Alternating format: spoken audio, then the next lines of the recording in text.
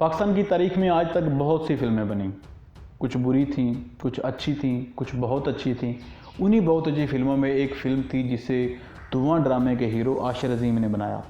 उस फिल्म का नाम था मालिक, जिसमें उन्होंने वडेरा कल्चर को एक्सपोज़ किया, हमारी डर्टी पॉलिटिक्स को एक्सपोज़ किया, अपनी सारी जमा पूंजी लगाकर एक मास्टरपीस बना डाला। और हमने क्या किया, हमने उस मूवी को रिलीज़ ही ना होने दिया। आशिर अज़ीम का सब कुछ डूब गया, वो हमसे मायूस होकर मुल्क छोड़ गया और आजकल ट्रक चला रहा है। हमने एक क्रिएटिव बंदा खो दिया और यही सब कुछ आज हम सरमद खुसर के साथ करने जा रहे हैं।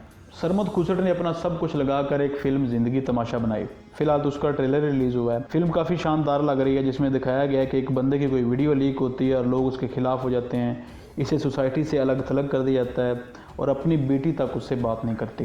मतलब वो करैक्टर किन किन मुश्किलात का शिकार होता है, उसे क्या क्या ज़हनी अज़ियत होती है, उसे कौन कौन सी चीज़ों को फेस करना पड़ता है, यही सब कुछ उस मूवी में दिखाया गया है। लेकिन मूवी क्यों रिलीज़ ना हुई, क्यों उसको रोक दिया गया, उसकी एक वजह थी।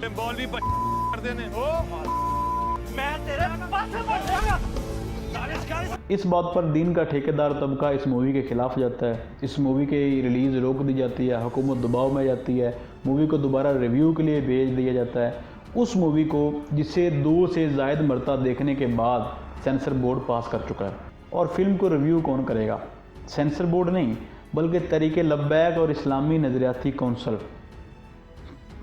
सवाल यह है कि जिस फिल्म को सेंसर बोर्ड 2 से ज़ायद मरतबा देखने के बाद, माइनर से कट करने के बाद रिलीज़ करने की इजाज़त दे चुका है, उस फिल्म को रिव्यू के लिए क्यों दोबारा भेजा गया और उसकी रिलीज़ क्यों रोकी गई? तो क्या हमारे मुल्क में ये सब कुछ नहीं हो रहा? आपको कसूर वाली ज़ैनब का वाक़या याद नहीं? उसे किसने रेप करके जान से मारा था? क्या हमारे मदरसों में बच्चों के साथ ज़्यादतियाँ नहीं होती? अभी चंद दिन पहले एक वीडियो वायरल हुई है। क्या किसी सोशल इशू पर आवाज़ उठाना गलत है? क्या ऐसे इश्यूज़ को नज़रअंदाज कर देना चाहिए? क्या हमारे मुल्क में बच्चों के रेप नहीं हो रहा है? यहाँ सवाल एक फ़िल्म का नहीं, यहाँ पर सवाल ये है कि क्या कोई बंदा भी किसी सोशल इशू पर बात करेगा तो क्या हम मजहबी रंग देकर उसको चुप करा देंगे, उसकी ज़बान पर ताला लगा देंगे, बिला वजह किसी भी और मौजू को मजहबी रंग दे देंगे? दुनिया में कैसे कैसे टॉपिक्स पर फिल्में बनती हैं। हमारे पड़ोस में OMG और PK जैसी फिल्में बनी, जिसमें डायरेक्ट एक मज़हब को टारगेट किया गया, लेकिन वहाँ पर हम खामोश हैं। और यहाँ जब मज़हब का तल्लक ही नहीं है, ये बात किसी सूरत में मज़हब से लिंक ही नहीं होती, हम जानबूझकर ज़बरदस्ती इसमें मज़हब को लाकर बदमाशी फैला रहे हैं। और हुकूमत ऐसे लोगों के सामने ब्लैकमेल हो रही है क्योंकि उनके पास स्ट्रीट पावर है। सरमद खुसर जिसने ये फिल्म बनाई है वो इरफान खुसर का बेटा है। वही इरफान खुसर जिसने ड्रामा अंधेरा उजाला में वो डायरेक्ट वालदर का किरदार अदा किया था। क्या वो मुसलमान नहीं है? क्या वो तौहीन मज़हब कर सकता है?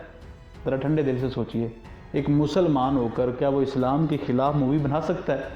और वैसे भी उसे सेंसर बोर्ड पास कर चुका है। क्या यहाँ पर लोग मज़हब की आड़ में हुकूमत को ब्लैकमेल करेंगे और हुकूमतें ब्लैकमेल होती रहेंगी? मैं एक पोस्ट पढ़ रहा था जिसमें एक साहब फरमा रहे थे कि इस्लाम के ख़िलाफ़ बनने वाली इस फिल्म को किसी सूरत भी रिलीज़ नहीं होने देंगे। हालांकि इन भाई साहब ने ना तो कोई फ़िल्म देखी है, ना इन्हें पता है कि उसमें मवाद क्या है, उसमें किस इशू पर बात की गई है। बस सिर्फ इतनी बात है कि एक तबके ने फैला दिया है कि ये फ़िल्म इस्लाम के ख़िलाफ़ है, हालांकि ऐसा है नहीं, लेकिन एक तबके ने चूँकि फैला दिया है तो दर लोग इसको फेसबुक पर, ट्विटर पर शेयर करना शुरू हो गए हैं। देखें जी, ये मूवी इस्लाम के ख़िलाफ़ है, लिहाजा हम इसे रिलीज़ नहीं होने देंगे। हर चीज़ में एक्सट्रीमिज़म, इंतहा पसंदी और शिद्दत पसंदी। किसी एक शख्स की गलती पर उसे टोकने का ये हरगिज़ मतलब नहीं कि आप पूरे मज़हब को अटैक कर रहे हैं या एक पूरे तबके के ख़िलाफ़ हैं। नहीं, जिसने गलत किया आप सिर्फ उसी के ख़िलाफ़ बात कर रहे हैं। बहुत बहुत शुक्रिया।